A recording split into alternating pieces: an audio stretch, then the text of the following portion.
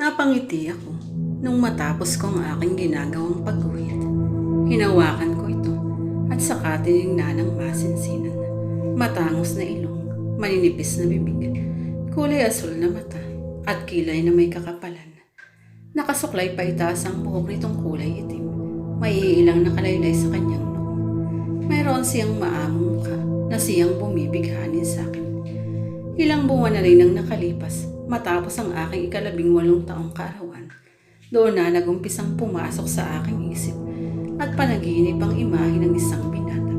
Sa tuwing hahawak ko ng paminta ay hindi ko maintindihan ang sarili ko kung bakit siyang laging naiguguhit ko. Hindi ko naman siya kilala at lalong hindi ko pa siya nakikita sa personal.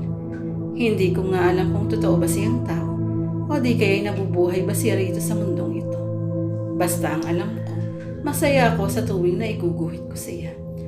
Pinangalanan ko na nga siyang Denver dahil sa labis na pagka-obsess at kung pag-ibig na ito, handa na akong mabaliw sa isang ilusyong katulad niya.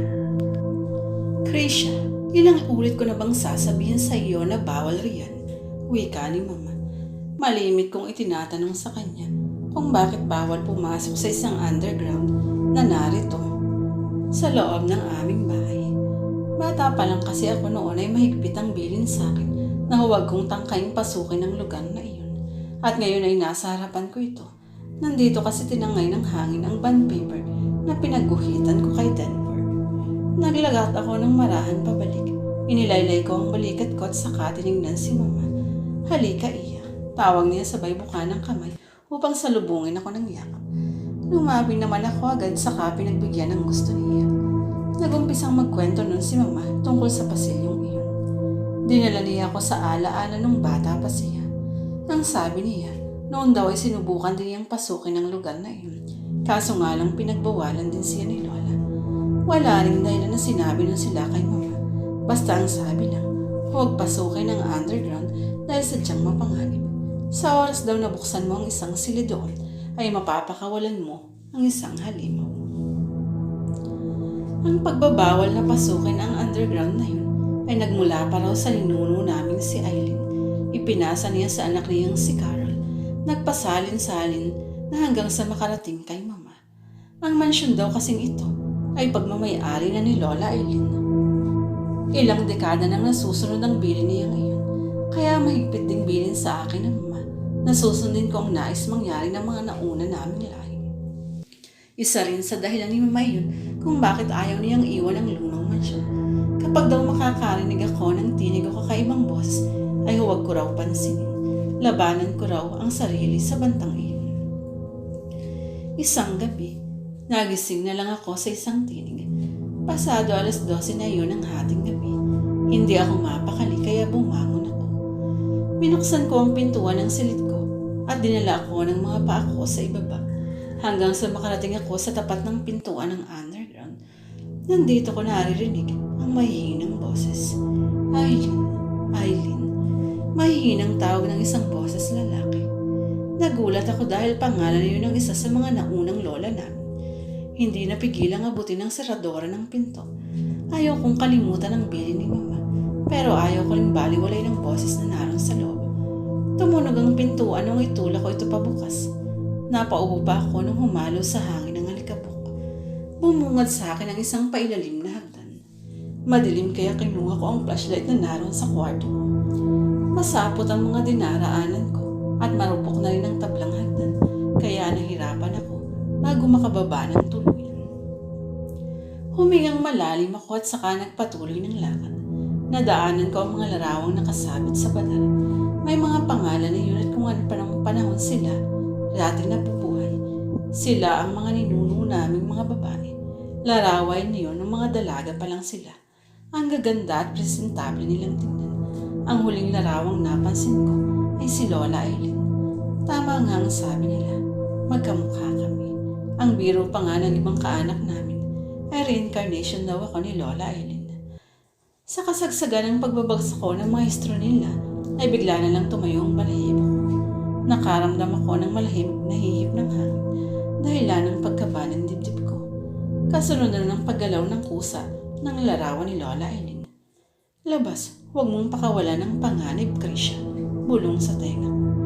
Boses na naman iyon ng babae. Pagtingin ko sa kaliwang bahagi ko, nakita ko ang isang babaeng lumulutang sa hangin. Sumasayaw pa ang mahabang buhok niya. Hindi ko maaninag ang mukha niya. Napatras ako sa gulat at natalanta. Napasandal ako sa isang pintuan doon. Nakapako ang doorknob nito, kaya pinihit ko yun. Bumukas iyon at pumasok ako, sabay sara. Mga ilang segundo rin akong nakasandal habang hinahabol ang hininga ko. Nadaan ng dala kong flashlight ang isang kulay gintong kabaong sa harap ko. Bumilis ang talbog ng dibdib ko. Aileen, buksan mo ako. Saad ng boses na nasa loob ng kabaong. Naintriga ako kaya lumapit ako at hinawakan ang kabaong. Gawa ito sa tunay na ginto at pilak. Pero may iilang parte ring kahoy at bakal. May isang lumang sobre na nakapatong doon. Puno ito ng alikabok. Una kong nabasa ang petsa. 1887. Binuksan ko ito at binasa. Minamahal kong Christian, labis akong humihingi ng kapatawaran sa iyo dahil ipagpapalit ko ang pag-iibigan natin sa kapakanan ng nakararami. Isa kang vampira at ako ay isang normal na tao. Darating ang araw na sisip-sip ka ng dugo. Sa oras na mangyari yun, tiyak na maraming masasabi. Kaya habang tulog ka, naisip kong ikulong ka sa kabaong na gawa sa ginto at pilak upang hindi mo ito mabuksan. Pinapangako ko sa iyo na ikaw lang ang huling iibigin ko. Nagmamahal, Aileen. Nagulat ako sa nalaman ko. Ang kasintahan ni Lola Aileen ay isang vampira. Ikinulong niya ito sa buhay ng kabaong kapalit ng mga tao. Sinakripisyo niya ang pag-ibig niya para iligtas ang buhay ng nakararami. Hindi ko alam pero gumaan ang loob ko nung hawakan ko ang kabaong na iyon. Sabi kong binuksan ito. Nagulat akong biglang may mabilis na lumabas doon. Halos hindi ko nakita ang pagtalsik niya paitas. Sumindiri ng mga kandila sa paligid. Alam ko namang hindi mo ako matitiis. Mahal kong Aileen. Nilingon ko ang boses na nanggaling sa likuran ko. Nakasuot siya ng sinaunang formal na damit. Nanlaki ang mga mata ko sa gulat dahil kamukha siya ng binatang ipinipinta ko. Ang putla niya. Denver, utal kong tanong sa kanya. Sinong Denver, mahal ko? Nakakunot noong sagot niya. Napalunok tuloy ako ng laway dahil naalala kong pinangalanan ko nga lang pala siyang Denver. Christian, ikaw na ba yan? Pinagpapawisan kong tanong. Hindi siya sumagot. Pagkus ay ngumiti lang. Lumapit siya sa akin at hinaplos ang mukha ko. Hinawag rin niya ang buhok kong nakatamon sa bisig ko. Kasabay ng paglapat ng mga bibig niya sa labi ko. Ayaw kong pigilan ang sarili ko sa kaganapang iyon. Matagal ko na itong pinangarap.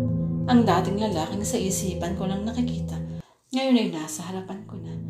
Dati na ipipinta ko lang siya, ngayon nahahatkan ko na. Wala akong pakialam kung si Lola ay din ang nakikita niya sa akin. Hinalaan ko lang siya sa ginagawa niya. Ang pangalang binabanggit niya ng paulit-ulit ay kay Lola Aileen. Gustong-gusto kong damhin ang mainit na yung mga halik. Ang katawan niyang yumayakap sa akin. Ayoko nang matapos ang ganitong pakiramdam. Ang sabi nila, panganib daw ang mapapakawalan ko sa silid na ito. Pero nagkamali sila dahil isa itong pag-ibig.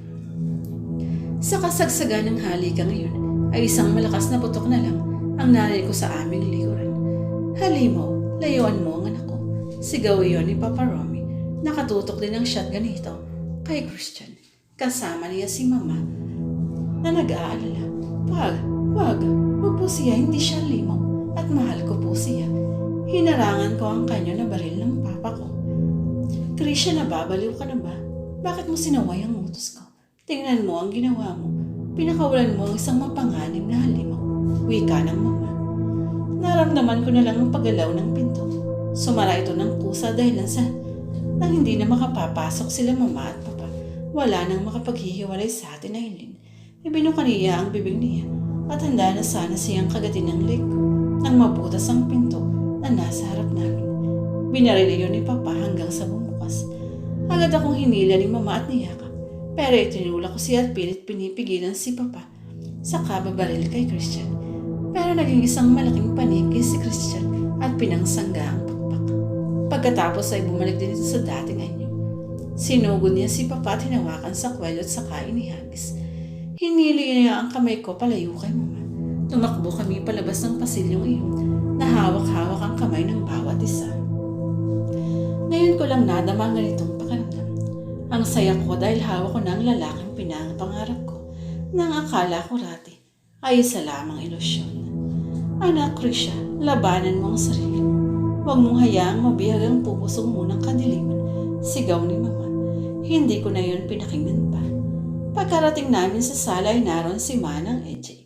Kasambahay namin. Nagising din ata sa putok ng baril. Mabuti't wala kaming mga kapitbahay.